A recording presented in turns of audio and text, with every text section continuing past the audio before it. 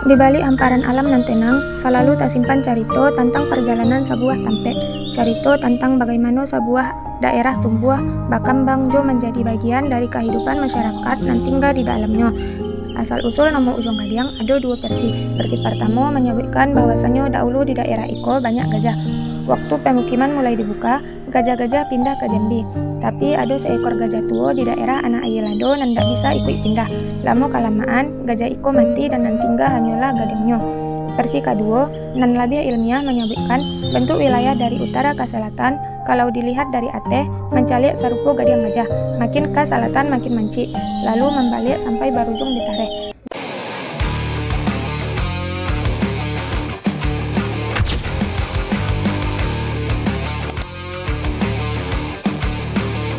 Assalamualaikum warahmatullahi wabarakatuh. Waalaikumsalam warahmatullahi wabarakatuh.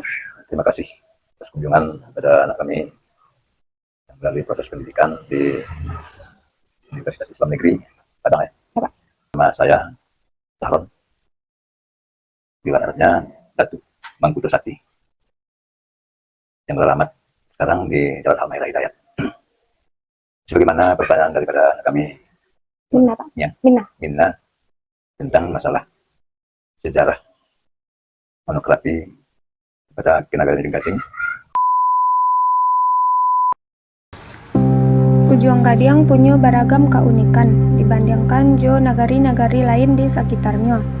Salah satunya, masyarakatnya terdiri dari campuran dua etnis, yakni Batak Mandailing jo Minangkabau.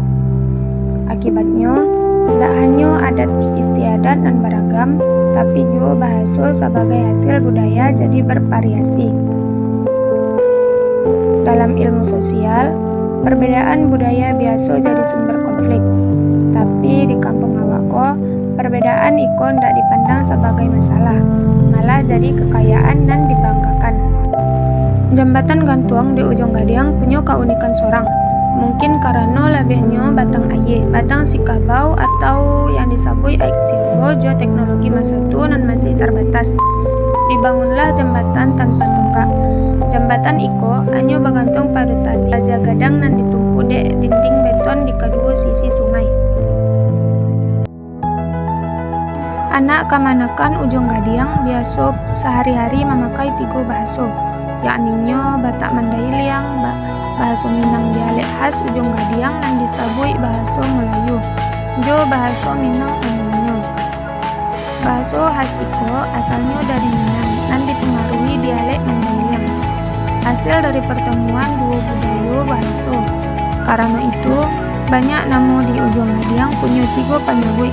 Contohnya, jambatan gantung dalam bahasa Minang, jembatan gantung dalam bahasa Mandailing, jembatan gantung dalam bahasa Melayu. Hampir saban orang Ujung Gadiang bisa mengerti bahkan memakai ketiga bahasa Iko, walaupun ada nan tidak lancar mencalekannya.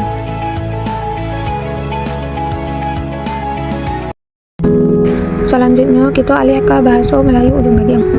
Seperti nan ala dijelaskan di awal tadi, salah satu keunikan Ujung Gadiang adalah masyarakatnya bisa jo biasa memakai 3 bahasa. Hal itu menunjukkan bahasa pengaruh suku Minang jo suku Mandailing sama-sama kue di Ujung Gadiang. Kalau ada anak lahir dari ayah orang Minang tapi ibunya orang Mandailing, itu jadi pembicaraan soal suku jo marga. Di Minang suku diambil dari pihak ibu, sedangkan di Mandailing marga diambil dari pihak ayah. Jadi di Ujung Gadiang ada juga anak nan bisa punya 2 identitas, bisa dapat marga dari ayah jo suku dari ibu sekaligus. Pemerintahan adat di negari Ujung Gadiang ada nan disebut jo Karapatan Adat Nagari atau KAN. Nan menjabat sebagai ketua adalah Antonius Kesaha, di bawahnya ada Datuk Sampurno, Datuk Kumpurayo, Datuk Raja Sodang, Datuk Koce, jo Datuk Mangkudo Sakti. Adapun penghulu di negari Ujung Gadiang adalah Sultan Majalilo, yaitu penghulu dari Utana Godang Ujung Gadiang. Selanjutnya Imam Masjid negari Ujung Gadiang dan dikenal di Masjid Raya Ujung Gadiang adalah Usman Hasibuan, sedangkan hatibnya adalah Abdul Muiz. Sado jabatan diangkat melalui musyawarah masyarakat sesuai jo kondisi nan ado. Jo masuk jabatan selama 2 tahun. Dalam kehidupan sehari-hari, terutama dalam acara perkawinan atau nan disebut marole, bole atau barale, ada nan memakai adat Sumando ala Minang dan ado jua nan memakai adat menjujur ala Mandailing. Dalam adat Sumando, laki-laki tinggal di rumah keluarga perempuan setelah menikah. Sedangkan dalam adat menjujur, perempuan nan dibawa tinggal ke rumah laki-laki. Di ujung Gading kini, perbedaanku tidak jadi masalah lagi, tapi belakangan adat Sumando lebih sering dipakai. Minat anak muda di ujung Gadiang dalam menuntut ilmu cukup tinggi.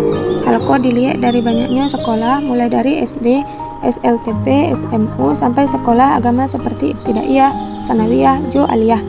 Jumlah muridnya pun cukup banyak dibandingkan negara lain di sekitarnya. Selain itu, kini ada dua sekolah tinggi agama Islam swasta, yaitu Stai Yaptip Jo Stai Umar bin Khattab.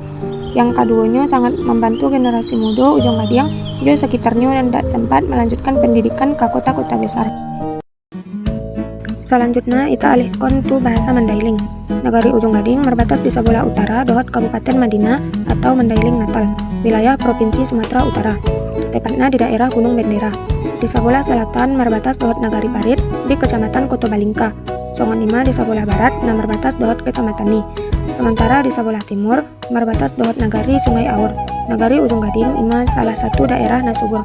Selain wilayah pemukiman, adong do area persawahan, perkebunan karet, sawit, coklat, kopi, jeru, arambir, pining, dohot agam tanaman hortikultura. Daerah hon dialiri 7 batang aek, 2 aek godang dohot 5 anak aek. Tiga do area persawahan nadung maririgasi teknis. Alai sebagian godang do pesawat ada hujan dohot lahan bekas rawa. Di sebelah timur ujung Gading, adong wilayah perbukitan dohot pegunungan nah termasuk rangkaian bukit barisan. Di puncak on adong danau laut tinggal nah terkenal indah. Alai sahat tu saunarion. Potensi naipe dan pe godang dikembangkan. Selain Gunung Bendera, adong do 2 puncak gunung di sekitar daerah on. 5 Gunung Kelabu nah masuk wilayah Kecamatan Gunung Tule, dohot Gunung Malintang nah adong di Kecamatan Sungai Aur.